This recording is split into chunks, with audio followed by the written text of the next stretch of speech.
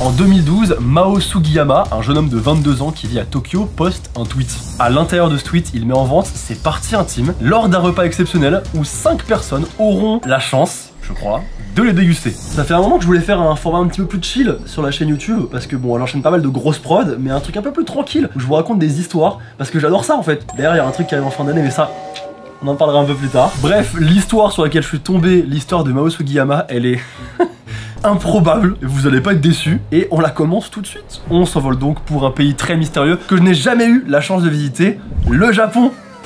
C'est pas malin, je vais te foutre de la gueule des gens.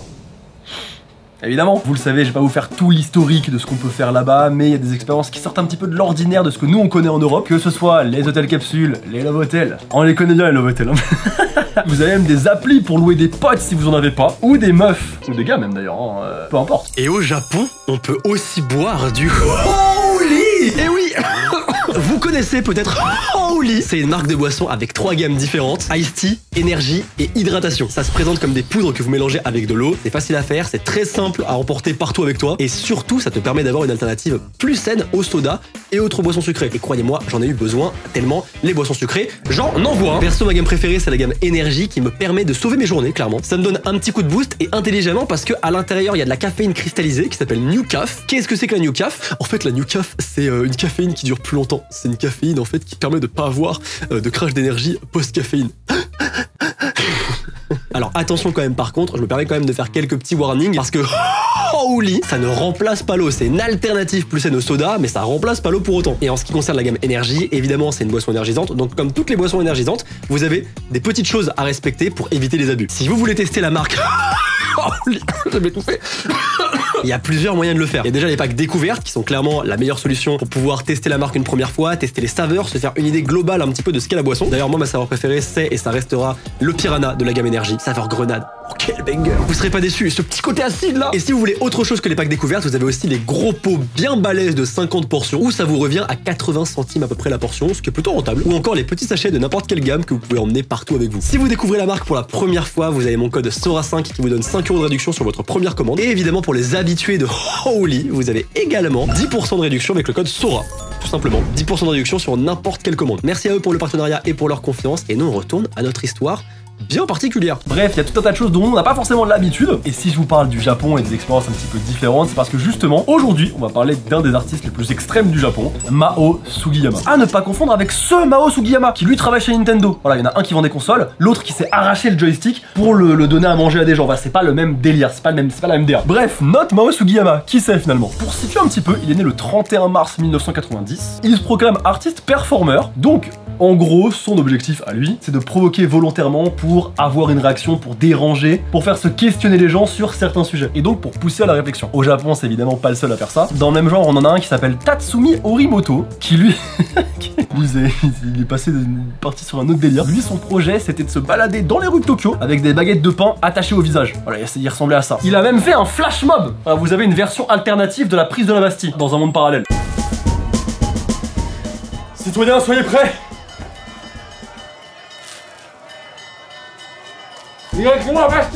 Après, ce genre de performance qu'on adhère ou qu'on adhère pas d'ailleurs, ça reste de l'art avec derrière une démarche, un message que les artistes essaient de faire passer. Mais nous revenons à Mao Sugiyama, c'est lui qui nous intéresse. La première chose qu'il faut savoir, et ça a son importance, c'est que Mao Sugiyama, il se considère comme asexuel. Pour ceux qui savent pas ce que c'est, asexuel, ça veut dire qu'une personne n'est pas branchée partie de Scrabble. Voilà, c'est pas leur délire. C'est des personnes qui ont des sentiments, bien sûr, hein, ils peuvent tomber amoureux, mais par contre ils ont zéro attirance sexuelle. Et en plus, Mao, il est en plus non-binaire, donc ça veut dire qu'il se considère ni comme un homme, ni comme une femme. Excusez-moi, c'est expliqué très simplement. J'ai pas forcément les informations précises, mais je vous laisserai me corriger en commentaire si je me trompe ou si c'est un peu maladroit. Donc en 2012, il a 22 ans, et on rentre dans le vif du sujet, il décide de se retirer les parties génitales. Adieu Excalibur, au revoir les Babybel, on repart à zéro. Comme il se considère ni comme un homme ni comme une femme, et qu'il a pas de besoin intime, il a pas de désir sexuel, bah c'est comme s'il avait les clés d'un appartement dont il se servait plus, ça lui sert à rien, et il préfère retirer, il préfère vendre l'appart. Donc il va programmer une opération le jour de son 22e anniversaire, le 31 mars 2012.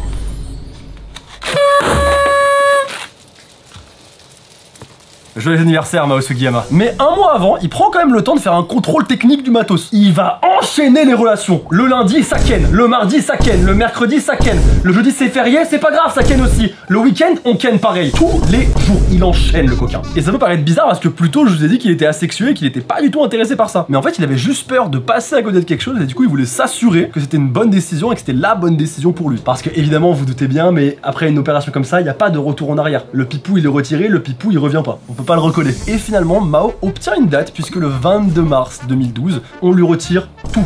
Son sabre laser, ses bonbons, absolument tout. Il reste plus rien. Et c'est à ce moment-là qu'il y a une idée qui commence à germer dans la tête de Mao. Parce que là, il est en train de retirer tout ça. Mais il y a personne qui le voit. Et ça, c'est pas dans l'ADN de Mao. Lui, ce qu'il aime, c'est marquer les esprits. C'est faire en sorte que les gens s'interrogent. Et là, il est tout seul. Il y a personne qui est au courant. Il veut en faire une performance, le frérot. Donc, le temps de réfléchir posément à ce qu'il va faire, il demande à faire congeler toutes ses parties intimes dans une petite glacière. Et il va y penser chaque jour qui passe. Tous les jours, il cherche.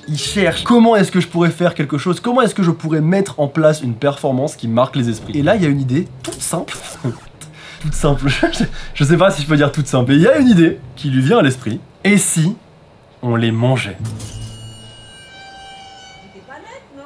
Alors c'est hyper radical, mais pour lui, c'est une espèce de réappropriation totale de son corps. Pour lui, il se libère de cette partie de son corps en la consommant. Voilà, il la détruit en l'absorbant. Mais en y réfléchissant, il y a un problème. Je vous l'ai déjà dit. Mao, lui, il veut que ça se voit. Et il se dit que s'il se bouffe les couilles...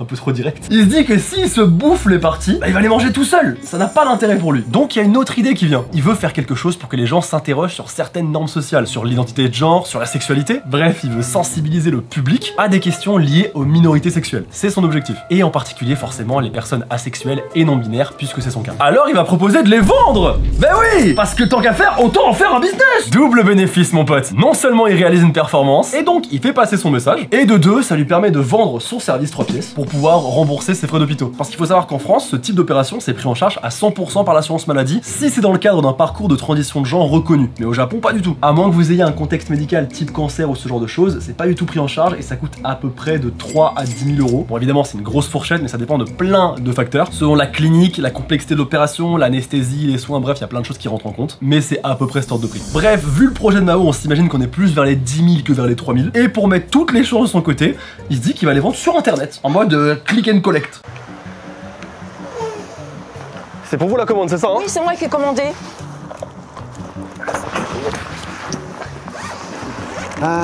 C'est les baloches? Oui, j'en ai même commandé 2.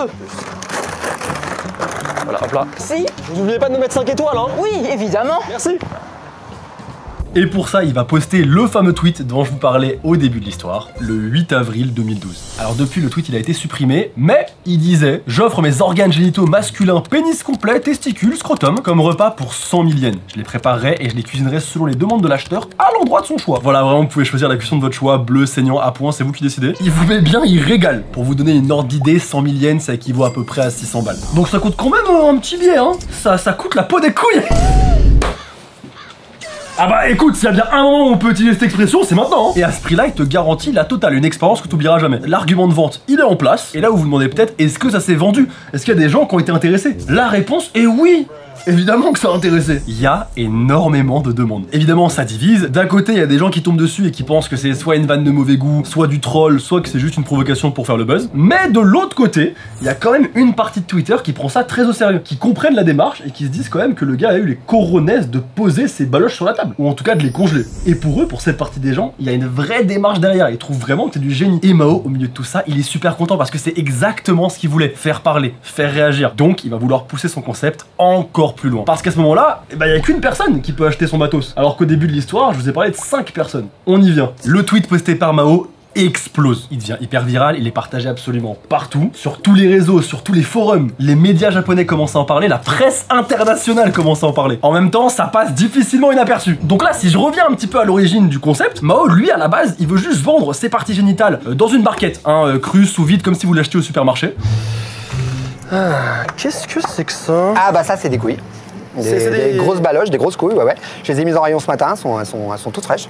Ok, bah je vais les prendre. Ah, allez-y. Bah, merci beaucoup. Bah régalez-vous avec une petite sauce madère, Ok, voilà, ouais. bah bonne journée. Bonne journée. Sauf que là, l'événement est en train de prendre une ampleur phénoménale. Même lui, je pense, avait pas du tout anticipé que ça allait aller aussi loin. Tout le monde en parle et il a des milliers de demandes. Là, pour Mao, c'est l'opportunité d'une vie, c'est une chance qui se reproduira jamais. Une chance de faire une performance artistique qui dépasse les frontières japonaises. Donc il décide de changer son concept et de créer un événement qu'il baptise Hamsaibaru Seiki no Bansan.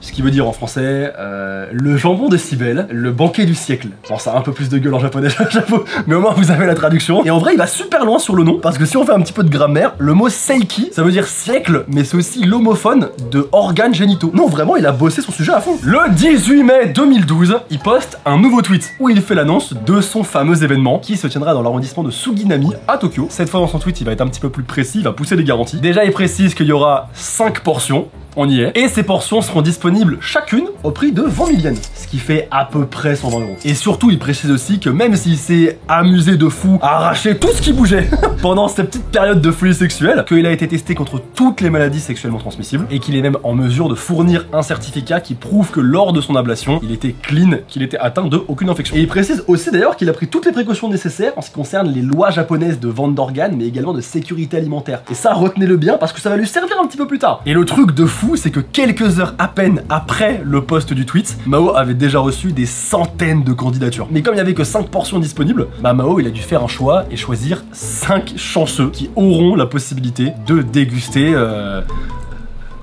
lui-même. Du coup. Et si vous vous demandez pourquoi que 5 personnes, parce qu'un bâton de surimi et 2 oursins, c'est pas très grand quoi. 5 personnes, c'est déjà pas mal en vrai. Hein. Moi je pense on en fait 2. Hein.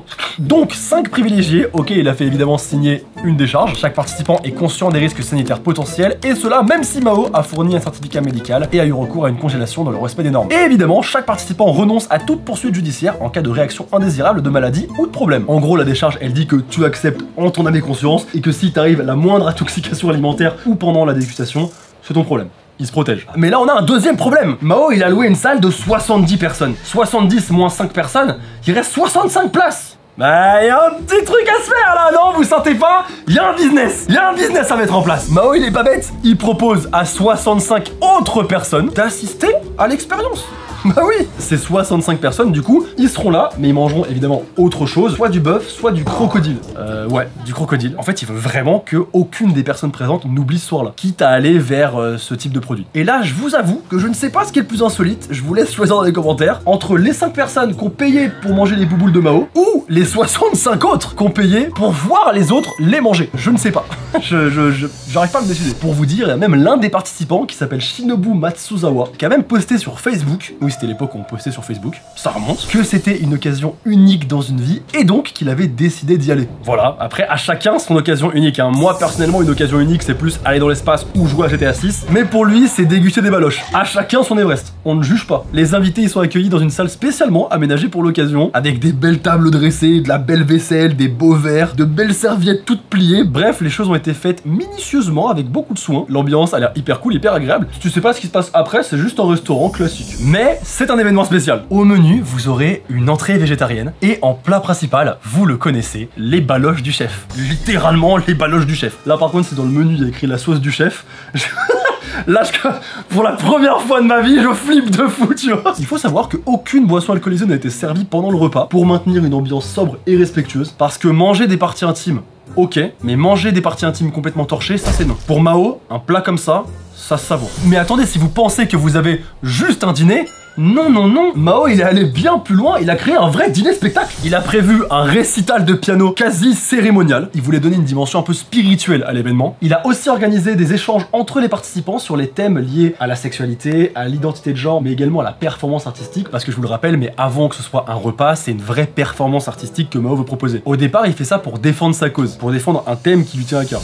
Et puis, le moment tant attendu arrive. Il y a un silence solennel dans la salle. Mao entre en scène, habillé d'une tenue de chef. Il rappelle les précautions sanitaires et il explique à tous les participants comment est-ce qu'il a choisi de cuisiner ses parties intimes. Je vous mets la recette en description au cas où. Bref, il a choisi de faire très simple, de faire honneur aux produits bruts, puisque ce sera accompagné de petits champignons de Paris et de persil italien. C'est tout. Simple, rapide, efficace. En tout cas, en principe. La cuisson, elle sera légère. tout juste saisi. Après cette explication, il prend sa glacière, il sort ses parties génitales de la glacière, qu'il a pris soin évidemment de transporter en respectant la chaîne du froid. Il les place sur une planche et commence à les couper en fines tranches.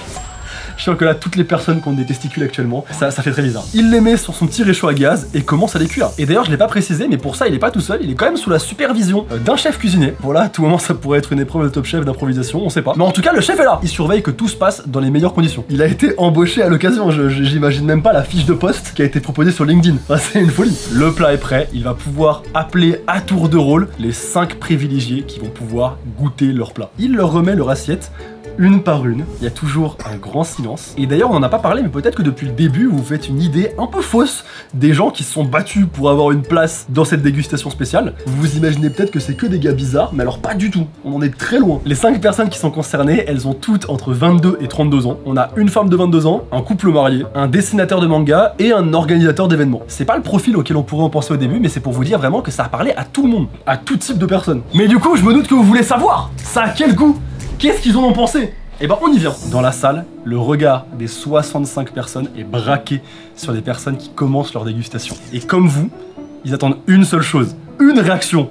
Est-ce que c'est bon? Qu'est-ce que ça fait? Quel goût ça a? Pendant toute la durée de la dégustation, personne n'a rien dit. Les 5 personnes concernées sont restées impassibles. Et c'est que après le repas que chacun a commencé à donner son avis. L'un d'entre eux a décrit la racine de Popol là comme extrêmement caoutchouteux et l'a carrément recraché. Le scrotum lui c'est là à peu près. Ça va être compliqué pour moi de vous le montrer. Je vous avoue, ça va être un peu compliqué. Le scrotum, lui, il a été jugé encore plus dur à mâcher et sans goût spécialement particulier. Je souhaite un bon appétit à tous ceux qui me regardent pendant leur repas. Vraiment, je pense fort à vous. Sachez qu'on n'est pas ensemble. Mais vous inquiétez pas, ça va bien se passer. Force à vous. Les testicules, quant à elles, on y vient. Quel goût elles ont, elles? Comment ça se passe? Ce qui ressort, c'est que c'était plutôt mou et gluant. Bizarrement, c'était un petit peu l'idée que je m'en faisais. Avec un espèce de goût de poisson ou de viande de gibier. C'est comme ça que ça a été décrit. Mais apparemment, dans la globalité, ça avait pas trop de goût et c'est surtout la sauce qui donnait tout l'intérêt au plat. Il y en a même un des 5 qui a dit que ça ressemblait un petit peu à du foie, mais en plus élastique. Ça me dégoûte. Tout ce que je raconte me dégoûte là. Vraiment, ça me dégoûte. Bref, chacun a eu son avis, mais en tout cas, ils sont tous d'accord pour dire que c'était plutôt chiant à mâcher. Hein. C'était pas très agréable. D'ailleurs, anecdote un peu marrante, plus tard, il y a un cuisinier hyper réputé qui s'appelle James Kenji Lopez Alt, qui est apparemment une personne plutôt influente dans le domaine culinaire américano-japonais. C'est un peu notre Philippe Etchebest à nous. Bah, il a réagi à l'histoire en disant, je cite, que c'était du gâchis pour un pénis en parfait état d'être cuisiné de cette manière, qu'un pénis est assez dur et doit être cuit lentement sous vide ou braisé. Mais qu'est-ce que je suis en train de lire là? Qu'est-ce que je suis en train de lire? Pardon monsieur le spécialiste, c'est un spécialiste. Je ne veux pas savoir pourquoi. Bref, la bonne nouvelle c'est que personne ne se sentit mal après cette expérience. Et d'ailleurs, peut-être que vous posez une question depuis le début de l'histoire, une question que j'ai pas abordée. Comment ça se fait que faire ce genre de choses, ça soit légal? Et bah au Japon ça l'est. Et bah en fait il n'existe aucune loi qui interdit explicitement le cannibalisme au Japon. Parce que c'est ça, hein, c'est du cannibalisme. Tant que la personne est consentante, qu'il n'y a aucune violence qui est impliquée et que le cadre hygiénique il est respecté, et bah Hassoul, c'est pas ça passe, c'est pas interdit. Et en l'occurrence ici tout était prévu pour. Je vous en ai parlé un petit peu plus tôt, mais il a pris beaucoup de précautions. Mais ça va pas l'empêcher d'avoir des petits problèmes avec la justice. On verra ça après. Après l'événement, évidemment, ce qui devait arriver arriva. Des photos commencent à circuler partout. Des centaines d'articles sont publiés et les réseaux sociaux explosent. Il y a des plateaux télé qui commencent à en parler. Tous les journalistes tentent d'interviewer Mao, qui devient à ce moment-là une superstar. Et quand ça arrive, lui, il a toujours le même discours. Peu importe où il va, c'était une démarche purement artistique. Il voulait pousser une réflexion sur le corps, le genre, le consentement, la place de l'individu face aux normes sociales. Et si ça interpelle, pour lui, tant mieux. Écoute, au moins c'est clair, vous vous en doutez, mais que ce soit dans le monde entier et particulièrement au Japon, y compris dans mon espace commentaire, les réactions elles sont divisées. Il y a ceux qui sont fascinés, qui voient Mao comme un artiste extrême, un génie, un provocateur brillant, quelqu'un qui ose aller là où personne n'a jamais été, et donc ces personnes prennent son parti et le défendent. Et puis évidemment, il y a l'autre camp qui rejette complètement l'idée, qui parle même de honte nationale. Il y a même un des participants qui postera sur Facebook après coup, qui reconnaît que sa motivation était surtout liée au buzz de l'événement, et qu'avec le recul, peut-être que ce choix était pas forcément raisonné. Évidemment, il y en a plein qui trouvent ça malsain, inutile, dégoûtant, et qui vont saisir la justice. Le parquet de Tokyo a reçu de nombreuses plaintes concernant Mao qui demandait une enquête sur la légalité du repas. Alors du coup pas pour cannibalisme parce que comme je vous l'ai dit tout à l'heure c'est pas illégal, mais par contre pour obscénité publique, atteinte aux bonnes mœurs et exhibition indécente, ah là ça y allait là ça y allait, des plaintes il y en a eu. Ce qui devait arriver arriva, ils ont tenté de le poursuivre pour outrage à la pudeur puisque les organes génitaux ont été exposés à la vue de 70 personnes. Certains demandent même à ce que des lois soient créées pour empêcher que ce genre d'événement se reproduise à l'avenir, et en tout 4 personnes sont visées par une enquête. Bon évidemment il y a Mao Sugiyama et 3 organisateurs de l'événement. À ce moment-là ils risquent 2 ans d'emprisonnement et 28 000 € d'amende chacun, mais comme je vous l'ai dit plus tôt, Mao il a pris ses précautions et après des mois et des mois d'enquête, les charges ont été abandonnées. Parce qu'encore une fois, le cannibalisme n'est pas illégal au Japon et que tout a été consenti et encadré de la bonne manière. Au final, personne n'a été trompé. Tout le monde était au courant de ce qui allait se passer. Bon du coup après toute cette histoire, qu'est-ce qui devient Mao? Lui il disparaît pas hein. Au contraire, il capitalise sur l'affaire. Je vous ai dit, c'est un businessman. Avec tout cet événement, il a acquis un public, il continue de faire ses performances artistiques, même si s'est un peu calmé, hein. C'est un peu moins spécial. Finalement on en parle depuis le début de l'histoire, mais Mao Sugiyama, son objectif ça a toujours été depuis le début de marquer les esprits et de faire parler de lui. Et on peut dire que de ce côté-là, il a réussi puisque 10 ans après, on est en 2025 et on parle encore de lui. Bref, dites-moi dans les commentaires, je suis hyper curieux de vos réactions. Est-ce que pour vous c'était du génie? Est-ce que pour vous c'était de la folie? Un peu des deux. Qu'est-ce que vous en avez pensé? Je suis hyper curieux. C'est vrai que des histoires comme ça, on entend pas tous les jours. Moi ce que je veux savoir c'est est-ce que vous seriez allé à ce dîner? Et surtout de quel côté de ce dîner? Est-ce que vous auriez été dans la salle ou carrément à table? Vous pouvez être honnête, je vous juge pas. Un petit peu. Qu'est-ce que vous en avez pensé? J'ai hâte d'avoir vos réactions dans les commentaires. Et surtout, est-ce que vous voulez d'autres vidéos de ce type? C'est des vidéos avec beaucoup moins de prod, où juste je suis assis et je vous raconte une histoire. Et en vrai, je trouve ça hyper agréable, je trouve ça hyper cool qu'on découvre des histoires un petit peu insolites comme ça. Je trouve ça un peu cool, ça change un petit peu. Donc dites-moi si ça vous a plu et si c'est le cas, j'en referai. Je vous fais des bisous, à très bientôt. Bye bye.